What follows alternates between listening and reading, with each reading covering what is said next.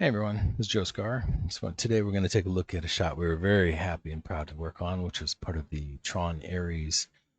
This is where Flynn is walking up and grabs some of this DNA chain, and we were called in to try to match some work that had been done prior, but they wanted some changes, and so we found that the fastest, easiest way for us to be able to do it would be to use thinking particles.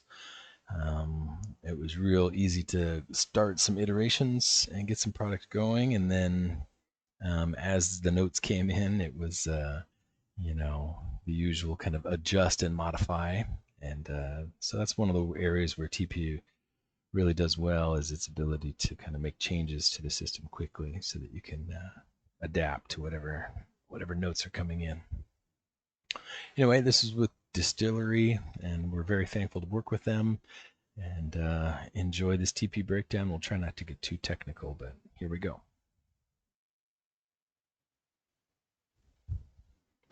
Okay, so here in Max, let's take a look at the system. And like a lot of systems for a lot of shots, it starts off with one idea and then kind of evolves and has to get built up and modified. It's one of the reasons we really like TP, is its ability to be flexible in terms of how you approach the data differently and being able to modify that data. So first, let's take a look at our group tree here. It's a little bit long just because we had some extra things called pillars and distortion. We were trying some other ideas with distorting and moving it. That's one of the notes that we got during the process of the shot. But primarily, we're going to be dealing with these here from the system down about to the bits break off. And so this group here is where most of the groups happen. We've got this set up for multiple caching. If we needed it, we didn't need it, the distortion, that's just extra. Here, so in the main cache, right, we've got the globals, where we actually are going to generate 9 total passes of this thing, this DNA chain breaking apart and reforming. And so we've got an integer here that's going to control that, and that gets fed into a memory. We won't go too technical through all this, but just want to give you a quick overview. So basically, we're going to generate 9 different patterns, because we have to place these around the scene when we compose the shot. So this integer is used into a memory global. We also tell it how fast should it be moving upward. This pass number is going to generate a random seed, where the incoming pass is between 0 and 8 is going to generate some big number random, turn it into an integer, and use it as the global's random seed. So we also get into the birth section, where we have the source. The source, of course, is the TP system right now. Let's take a quick look at it. So you can see that it starts off forming, and then you start to get some of this blue dust forming as it fragments. And you can see these pieces on the edge are breaking apart, and then they'll end up forming back together up here. So that was one of the really critical things. Actually, it gets assembled up in here, this top zone. And so we wanted a lot of control in terms of how to break it up and where to activate the breaks. What we ended up doing, as soon as this shows up, you can see we've got a bunch of these images here. These are just painted masks that we used, and then we ran them through some lights and used a light operator, I'll show you that in a minute, to tell TP, hey, where to frag these things and where to activate them. And actually, one of the funny things that I just mentioned was that it's not just fragging by lights, but all of the pieces get fragged on import. And then we run a copy of the main chain rotating. Let's take a look at that. Here's the source. Right now that you can see, it's got some broken bits. The director, VFX Soup, and VFX Soup wanted this broken up little bits. But if we turn that part off, you can see that we get this full DNA chain here, right? And so right now, of course, it's not animated in the scene or anything. We let TP take care of that, so we can have very fine control over the animation and easy to change. But what we're going to do then is we want this whole source chain to kind of do its rotation, but then we make a copy of it. We frag all the certain bits off, and then have those bits detect, hey, who's the nearest thing that I was parented to, the nearest source piece, and make that my parent, so to speak.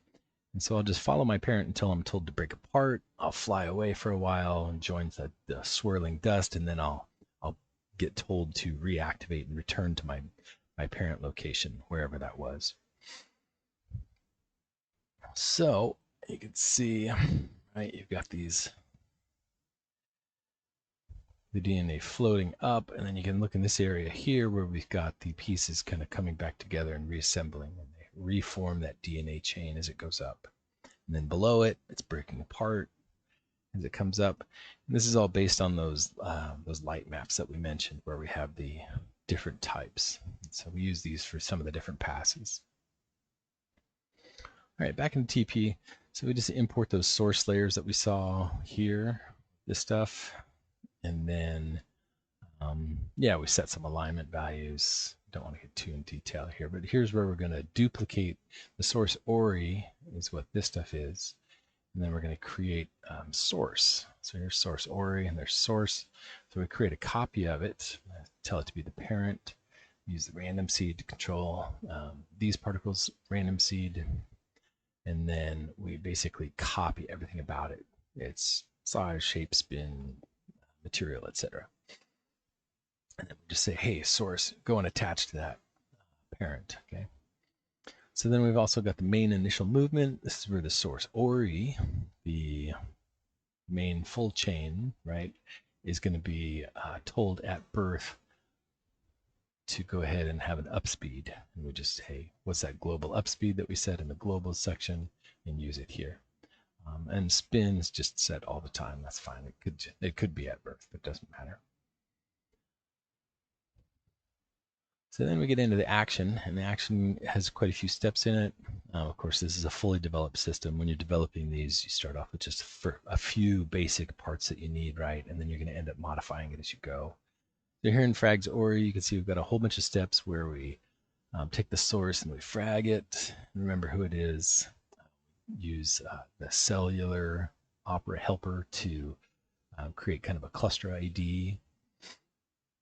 And then we're doing things with combining the pieces back together based on their snapshot, based on their cluster ID. And then using the bring to, where the frags ORI create these bring to particles and set a parent and data channel, again, copy their shape. And then we attach those in there. So it gets a little complex, right? Because this is a fully developed final shot system. In the future, I will try to keep a series of steps so you can see the whole evolution. And then here we get into the fragmenting of it and gives it some velocity. Activation, where the particles, here we've got the upspeed. Oh yeah, this is telling the activation light, where we're actually telling the objects themselves to go up, which is pretty interesting. So then we got to detect by light, where we could say, hey, the frags ORI, check which pass am I looking at, right? And then use this to control my input, and this controls one of the different lights that we use. This is how we get the different light variation for the breakup in those patterns. You can't even see it very well in the final shot because it's the foreground versions of these strands are pretty blurred out, but they all have kind of different patterns at work. Okay, and so then we activate them, frags ORI. We're going to tell, hey, who's my kid, and we've set up a channel called any use true. And this is basically going to tell them to start the bring to process. And then we reset some of these values too. So sometimes you're going to have to tell a memory to do something and then reset it so that further down the chain it doesn't reactivate. Then there's secondaries, where we have these little grains, like these little blue tetras flying around.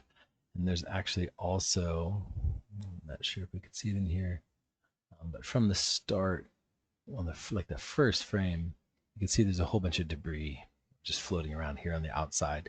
These are the secondaries. It's a very simple particle system where you just birth a whole bunch of particles, give them some of these random broken shapes, and tell them to flow upward and spin around, right? So Then comes some of the detach and reform logic, where we've started a timer for some of these things. Tells them, hey, I want you to be running a timer until you're going to end up reattaching and reconnecting. And then when that happens, then you're going to run your bring to. And so we've got, well, let's take a look here. So my reform count. Yes, this is a little more complex than we're going to break down at this moment, but we've got the floating bits. Whole bunch of those bits floating around. I think that might also be part of this. Those are the actual secondaries on the outside. And then we get into some of the forces where we're telling the frags to do some spin. And then here we do some things like where we tell the particles to change their scale once they reach a certain height. So that's one of the things that happens up here near the top of the strand. It's not very visible in a lot of the parts of the actual shot, but as the pieces flow upward, the actual frags of the DNA, they're going to end up scaling down and just swirl around. Got the radial force, which is going to control the spinning around effect, right? And these might look, I just want to say, these might look, rather complex, a lot of these steps that we have, but it's because we're able to exert very fine control over the systems, not only in terms of animated values, but using data from other areas within TP, which is really nice and flexible.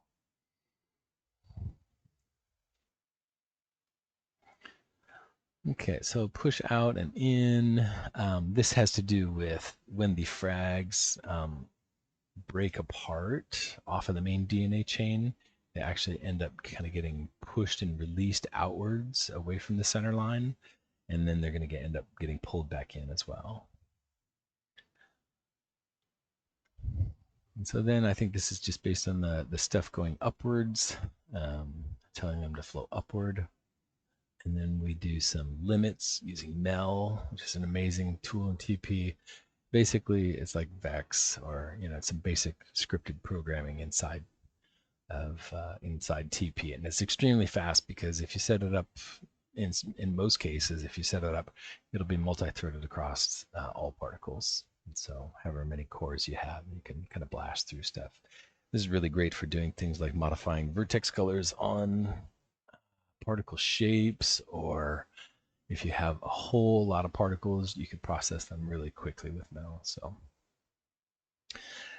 and then lastly, we kind of get into the data stuff where we cook in some RGB mats. This is where we tell certain particle groups that, hey, I want you to have a certain color. Like these two are going to be using red, but the frags are going to be green and the bits are going to be blue. We do that so that we can later render through V-Ray using an extra text color render element to get some mats for comp. We also do some other data where we store it in data channels like how far away am I from my original distance. I think this is based on the radial direction away from the center. And then we also have kind of a shader blend, I think, where we're kind of doing a looping kind of up and down. At some point, they wanted these to change a little bit of color, so we kind of cooked in those data channels. Okay, so that's kind of it. It's like I said, parts of this might look really complex, but that's because it's a fully developed system. TP gives you that ability to be flexible and develop layer upon layer and really touch things in a very granular kind of level. So yeah, great system. If you have any questions, shoot me a message in the comments and have a good one.